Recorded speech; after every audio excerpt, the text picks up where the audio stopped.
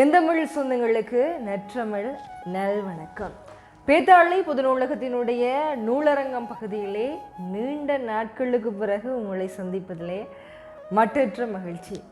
இன்றைய நம்முடைய நூலரங்கம் பகுதியிலே நாம் பார்க்க இருக்கிறதான புத்தகம் மைக்கேல் கொலின் ஐயா அவர்கள் எழுதின அன்பின் முத்தங்கள் என்கின்ற கவிதை தொகுப்பாகும்.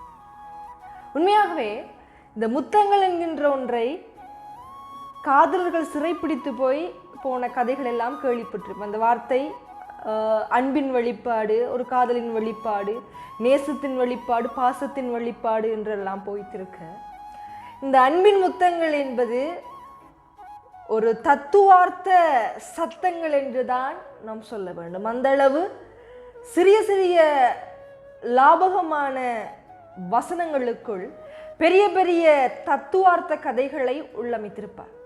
எனக்கு இந்த கவிதையை வாசிக்கிற பொழுது சில இடங்களிலேயே நம்முடைய திரையிசை பாடலாசிரியர் நாமு என்கின்ற முத்துக்குமார் ஐயவர்கள் தன்னுடைய காதல் கவிதைகளை எழுதும்போது இல்லை காதல் பாடல்களை எழுதும்போது அதற்குள்ளே தத்துவார்த்த ஒரு உள்ளீர்ப்பை வைத்திருப்பார்.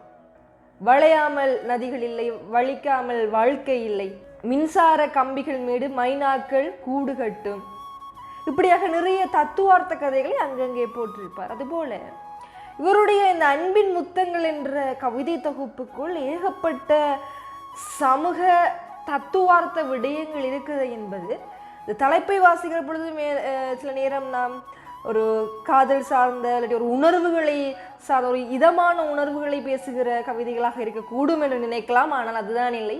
சில கனமான பகுதிகளை கூட இந்த கவிதை தொட்டு சென்றிருக்கிறது என்பதுதான் நிதர்சனமான உண்மை.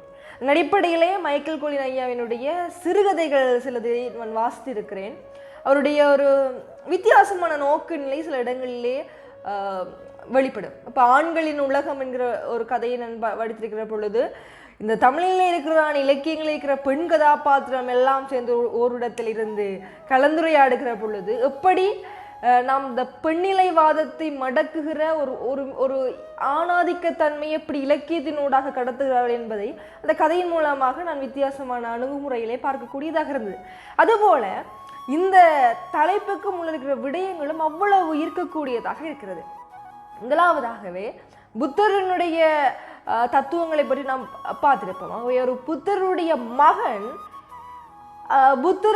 புத்தரோடு பேசினான், புத்தரை பற்றி தந்தையை பற்றி பேசினால் எப்படி இருக்கும்? ஏன்னா நமக்கெல்லாம் ஒரு புத்தர் ஒரு நல்ல விடயத்தை போதித்த மனிதர், இடையிலே ஒரு துறவியாக போனவர் என்று சொல்லி நாம் எல்லாம் பேசிக்கொண்டிருக்கோம். ஆனால் அவருடைய மகனுக்கு அது எப்படி இருக்கும் என்கிற இன்னொரு வித்தியாசமான நோக்கு நிலையிலே அதை அணுகக்கூடியதாக இருக்கிறது.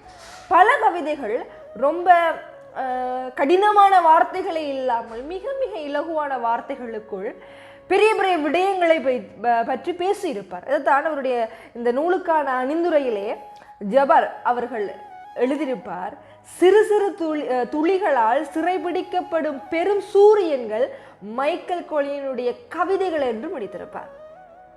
ஆக அப்படியாக நாம் இலகுவிலே ரசிக்கப்படக்கூடிய கவிதைகளாக இருக்கும். எங்கே ஒரு இடத்திலே பயணப்பட்டு போகிற பொழுது ஏதோ ஒரு அமைதியான ஒரு இடத்திலே இருந்து மிகவும் சொற்ப நேரத்துக்குள் படிக்கக்கூடிய ஒரு அரை மணித்தியாலத்துக்குள் நாம் படிக்கக்கூடிய ஒரு புத்தகமாக இருக்கும். ஆனால் ஏதோ நம்ம அந்த வாசிப்பை கடந்து ஒரு வாழ்வியலுக்குள்ளே நம்ம நகர்கிற பொழுது இந்த கவிதைகள் நமக்கு ஏதோ ஒரு தாக்கத்தை ஏற்படுத்தி கொண்டிருக்கும். அப்படிப்பட்ட கவிதைகளாகத்தான் இருக்கிறது.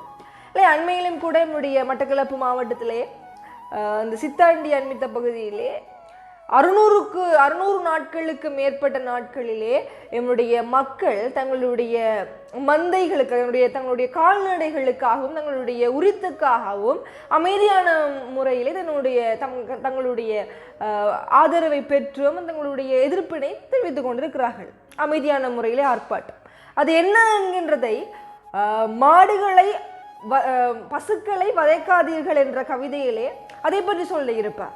இப்போ இப்படியாக நடைமுறையில் இருக்கிறதான அரசியலை தன்னுடைய கவிதைகளுக்குள் கூறி அது சார்ந்த மக்களை இன்னும் தன்னுணரக்கூடிய ஒரு விடயங்களை குறிப்பிட்டிருப்பார். இப்போ உதாரணமாக அந்த விடயம் தொடர்பாக தெரியாத நபர்களுக்கு கூட இவருடைய கவிதையை வாசிக்கிற பொழுது அதுக்கு பின்னால் இருக்கிற பிரச்சனையை தன்னுணர்ந்து வாசிக்கக்கூடிய ஒரு அனுபவத்தை கொடுப்பது என்பது ஒரு கவிஞனுடைய நான் வெற்றியாகத்தான் பார்க்கிறேன்.